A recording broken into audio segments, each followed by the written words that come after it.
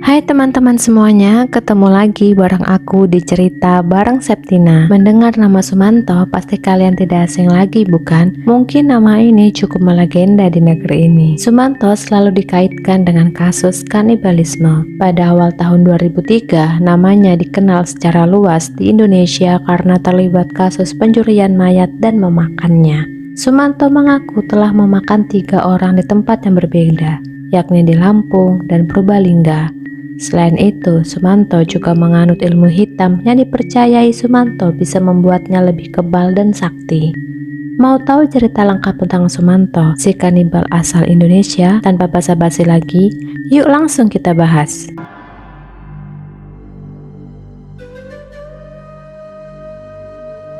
Sumanto lahir pada tanggal 3 Maret 1972. Dia merupakan anak sulung dari 5 bersaudara, masing-masing bernama Mulyati, Karyono, Maryati, dan Mulyanto. Masa kecilnya Sumanto termasuk berkecukupan secara ekonomi karena warisan yang diperoleh ayahnya dari kakek dan neneknya Sumanto.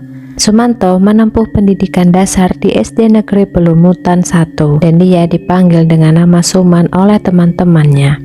Sifatnya sebagai anak Badung mulai terlihat pada periode ini. Meskipun Badung, Sumanto tetap mampu lulus sekolah dasar.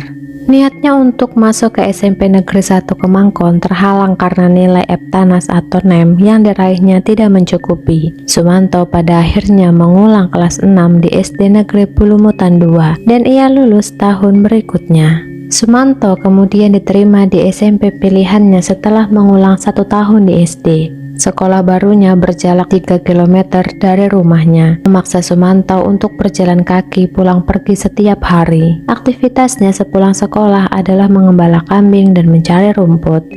Dan pada sore harinya, ia belajar ilmu agama di masjid sekitar rumahnya. Malam hari dihabiskannya dengan menyaksikan layar tancap dan pementasan wayang. Pada masa-masa ini, keluarga Sumanto mengalami kesulitan ekonomi yang melanda keluarganya. Masalah ini mau tidak mau mengakibatkan perabotan rumah tangga mereka satu persatu dijual demi memenuhi kebutuhan hidup. Duduk di bangku SMP kelas 3, Sumanto putus sekolah karena beberapa alasan tertentu. Salah satunya adalah masalah ekonomi. Sumanto sejak kecil suka memakan binatang seperti jangkrik.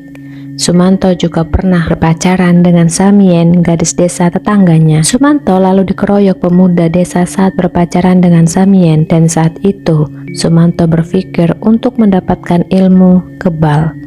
Ia lalu berguru pada Kisirat atau Sujiwo Tejo. Syaratnya, Sumanto harus memakan sejumlah mayat, melakukan pertapaan, dan menahan diri dari godaan seperti wanita cantik. Kemudian Sumanto merantau ke Lampung, menjadi buruh perkebunan di sana. Di tempat ini, Sumanto sempat berhadapan dengan penjahat yang memaksanya menyerahkan uang. Karena terpaksa, Sumanto menebas perut sang penjahat tersebut hingga tewas. Mayat penjahat itu lalu dimakannya.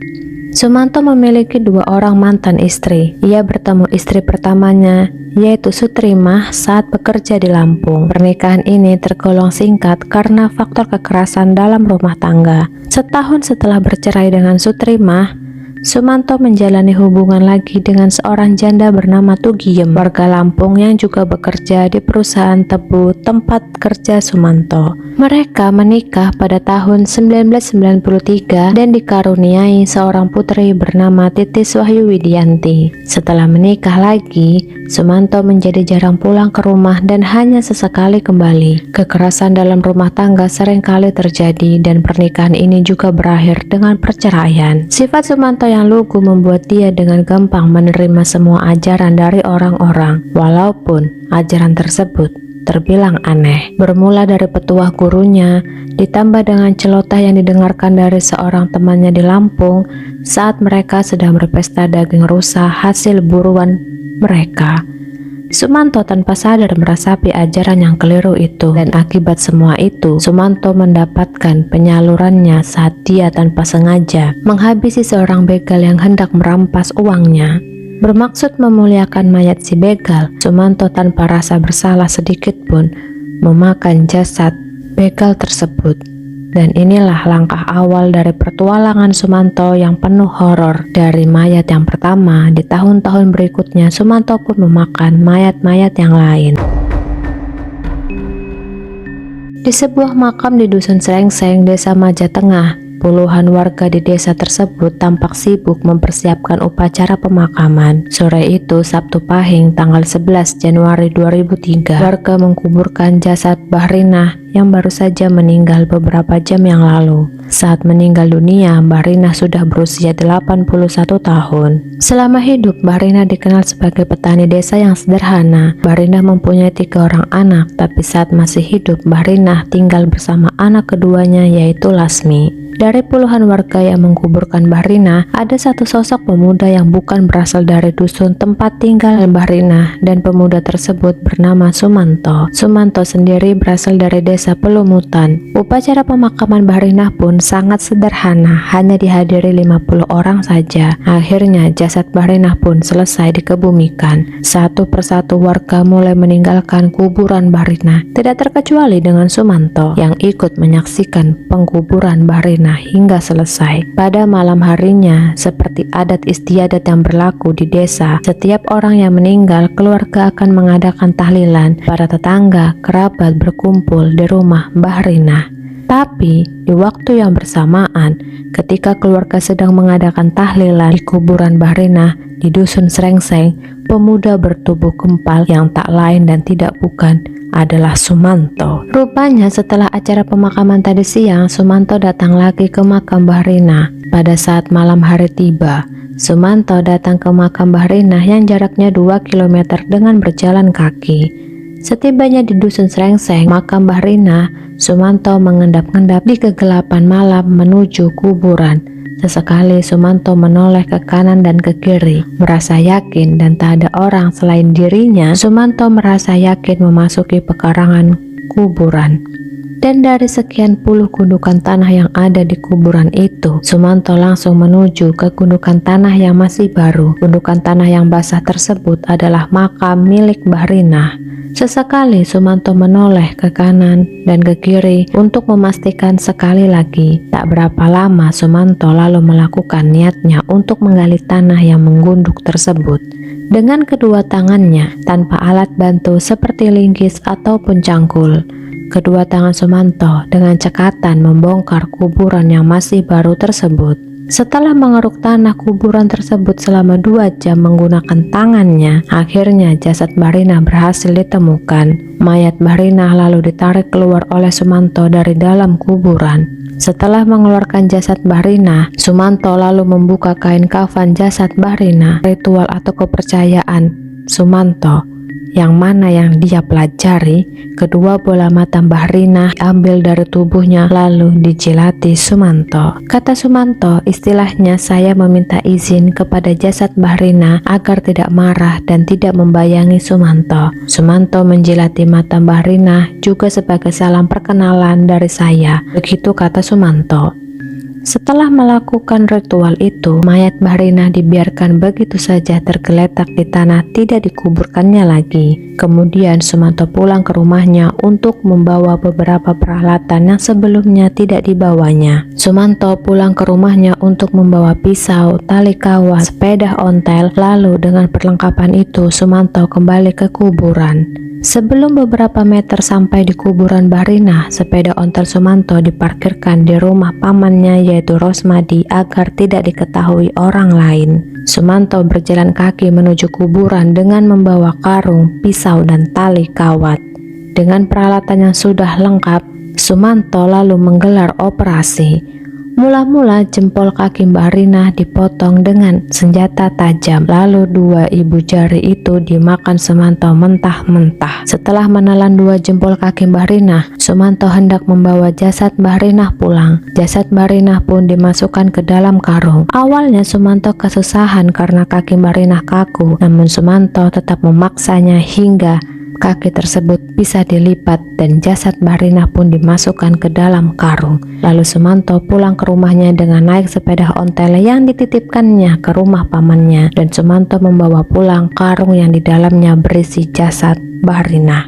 Di gubuk rumah inilah Sumanto melakukan ritual upacaranya sendiri. Mayat Mbah Rina diletakkan di atas tanah di depan rumahnya. Dari dalam rumahnya, Sumanto mengeluarkan sendok dan piring serta 2 lembar daun pisang yang disediakan di dekat jasad Mbah Rina. Begitu bahan yang diperlukan cukup, Sumanto lalu melakukan ritualnya. Beberapa saat kemudian, Sumanto mengambil cuilan daging Mbah Rina dan memasukkannya ke dalam lubang tangannya. Sebelumnya, Sumanto melukai tangannya sendiri dengan melubangi pergelangan tangannya menggunakan obeng. Itulah ritual yang dilakukan Sumanto agar Mbah Rina bisa hidup dalam tubuhnya, kata Sumanto. Lalu Sumanto memasukkan cuilan daging Mbah Rina dan dimasukkan ke dalam botol. Cuilan daging Mbah Rina inilah dicampurkan dengan paku, jarum, pecahan kaca, dan uang kertas senilai Rp1.000. Setelah ritual menenangkan Mbah Rina selesai, Sumanto lalu menyalakan api unggun. Cuilan tubuh Mbah Rina yang ada di daun pisang dan piring lalu dipanggangnya layaknya sate. Sebagian lagi direbus dengan kandil tanah. Karena tidak sabar, Sumanto lalu memakan daging mentah Mbah Rina hingga 1 piring. Daging tersebut dimakan Sumanto dalam keadaan masih mentah. Setelah selesai memasak cuilan daging, Sumanto lalu membawanya ke gubuk belakang rumahnya dan diberikannya kepada bapaknya yang sudah tua terbaring di kasur. Sumanto mengatakan itu adalah daging kambing yang dibakar. Daging tersebut didapatkannya dari tetangga. Rencananya, tubuh itu akan dihabiskan Sumanto, namun suara azan subuh membuat Sumanto mengurungkan niatnya. Sumanto lalu buru-buru menyudahi ritualnya tersebut dan menggali tanah di belakang gubuknya sedalam 40 cm. Lalu menguburkan jasad Mbah Rina yang tak utuh itu, lalu dikuburkan di lubang yang sudah dibuatnya. Setelah selesai, Sumanto masuk ke rumahnya tanpa mencuci tangan. Sumanto lalu pergi untuk tidur. Di pagi harinya, Salim, tetangga Mbah Rina yang bekerja sebagai pembuat gula aren, saat itu hendak naik pohon aren. Dan Salim saat itu kaget, terkejut melihat kuburan Mbah Rina dalam keadaan yang sudah acak-acakan. Hanya tersisa 3 kain kafan yang ada di sekitaran kuburan Mbah Rina. Salim lalu bergegas meninggalkan kuburan Mbah Rina, lalu berteriak, "Ada pencurian mayat." Salim juga datang ke rumah Lasmi untuk memberitahu bahwa jasad sang ibu sudah dicuri orang. Berita hilangnya jasad Mbah Rina pun membuat geger warga desa Maja Tengah. Mereka beramai-ramai datang untuk melihat kuburan, begitu juga dengan Lasmi. Lasmi ingin memastikan apakah benar jasad ibunya dicuri atau tidak. Tapi saat melihat itu, Lasmi dibuat kaget karena jasad sang ibu telah hilang dan kuburannya dalam keadaan acak-acakan. Padahal ibunya meninggal belum ada 1 hari. Tangis Lasmi pecah saat melihat kondisi kuburan ibunya. Siapa yang tega mencuri jasad ibunya yang baru saja meninggal? Tapi meskipun begitu, siapa pencuri jasad Mbah Rina juga tak ada yang tahu. Kasus hilangnya jasad Mbah Rina tersebar luas. Bukan hanya desa warga Maja Tengah yang tengah ramai-ramai datang ke kuburan, tapi warga dari desa lain juga datang untuk sekedar melihat. Tak berselang lama, aparat kepolisian dari Polsek Kemangkon pun datang ke lokasi setelah adanya laporan bahwa ada mayat yang hilang dari kuburan. Polisi lalu memasang garis kuning di kuburan Mbah Rina yang tujuannya agar mengamankan TKP. Berita hilangnya mayat Mbah Rina pun sampai diliput TV nasional kala itu. Ketika itu pula berbagai dugaan tersebar di kalangan masyarakat terkait hilangnya Mbah Rina. Salah satunya adalah jasad Mbah Rina hilang dicuri oleh orang yang melakukan ritual ilmu hitam, ilmu kebal, bahkan sampai pesugihan. Ketika kabar hilangnya jasad Mbah Rina menjadi heboh, saat itu di waktu yang bersamaan warga mulai risih dan terganggu dengan bau busuk yang tak sedap yang asalnya dari pekarangan belakang rumah Sumanto. Warga mulai curiga kenapa rumah Sumanto begitu tercium bau busuk, tapi warga tidak ada yang berani bertanya pada Sumanto, mengingat Sumanto adalah orang yang aneh dan jarang bergaul. Akhirnya, karena bau busuk menyengat itulah, warga melaporkan kepada polisi. Sumanto tidak melakukan tindakannya dengan bersih. Hal itu terungkap dengan adanya tulang dan sisa potongan jasad Mbok Rina yang berserakan di rumahnya. Dan ketika polisi memeriksa rumah Sumanto, polisi langsung dibuat kaget dengan penemuan yang ditemukan polisi di rumah Sumanto. Polisi menemukan adanya sisa potongan tubuh dan tulang yang berserakan dan menimbulkan bau tak sedap. Polisi pun lalu bertindak cepat. Sumanto langsung diamankan 2 hari pasca kejadian hilangnya mayat Barina. Sumanto lalu dibawa ke kantor polisi untuk diperiksa, namun Sumanto tak melawan. Ketika ditanya, Sumanto mengaku telah memakan 3 orang, 2 diantaranya di Lampung saat Sumanto bekerja di kebun tebu. 1 lagi diantaranya adalah begal yang berusaha membegal Sumanto, namun begal tersebut justru tewas di tangan Sumanto, dan Sumanto lalu melakukan kanibalisme terhadap begal tersebut. Selama ditahan di dalam sel, Sumanto dikurung bersama 8 orang narapidana lainnya. Namun narapidana lainnya tidak berani satu sel dengan Sumanto karena takut dimakan seperti korban Sumanto lainnya, sehingga ke-8 napi tersebut tidur bergantian dan berjaga agar mereka aman dari Sumanto. Selama Sumanto ditahan, ada laporan dari beberapa warga yang mengatakan 2 saudaranya hilang dan mereka menduga hilangnya keluarga mereka ada kaitannya dengan Sumanto, karena salah satu dari mereka sempat memijat Sumanto. Namun setelah memijat Sumanto, orang tersebut tak kunjung pulang hingga sekarang. Tapi saat itu polisi belum menanggapi kasus tersebut dikarenakan saat itu polisi masih fokus ke kasus hilangnya jasad Barina. Saat diperiksa polisi, Sumanto mengaku mencuri dan memakan jasad Barina untuk menciptakan kedamaian di dalam hidupnya. Sejak saat itu, Sumanto lebih dikenal sebagai kanibal karena memakan sesama manusia. Sumanto, terdakwa kasus pencurian mayat dan kanibalisme, dituntut hukuman penjara 6 tahun. Namun Sumanto mengaku keberatan atas tuntutan pidana tersebut. Alasannya, jasad tersebut menurut pengacara Sumanto dinilai bukanlah benda atau barang, melainkan manusia yang sudah tak hidup, yang sudah dibuang pemiliknya dengan cara dikubur.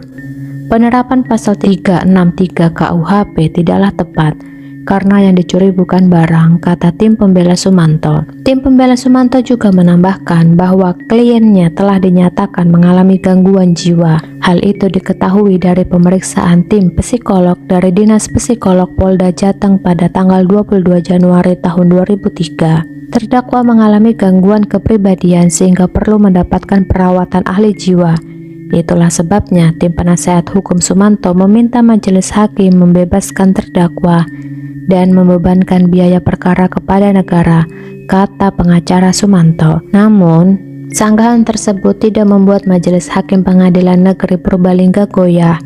Sumanto tetap dijatuhi hukuman pidana selama 5 tahun penjara pada tanggal 27 Juni 2003. Hukuman ini 1 tahun lebih ringan ketimbang tuntutan jaksa, yaitu 6 tahun. Setelah menjalani masa hukuman selama 3 tahun, Sumanto mendapatkan beberapa kali remisi hingga akhirnya dibebaskan pada tahun 2006. Namun sekeluarnya dari jeruji besi, Sumanto justru ditolak oleh warga desa Pelumutan, Kecamatan Kemangkon.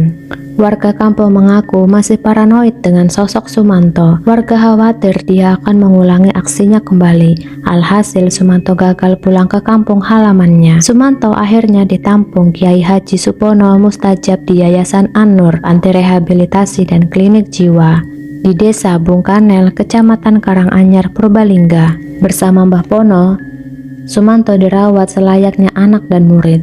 Ilmu hitam yang Sumanto pelajari sedikit demi sedikit digantikan dengan ilmu agama.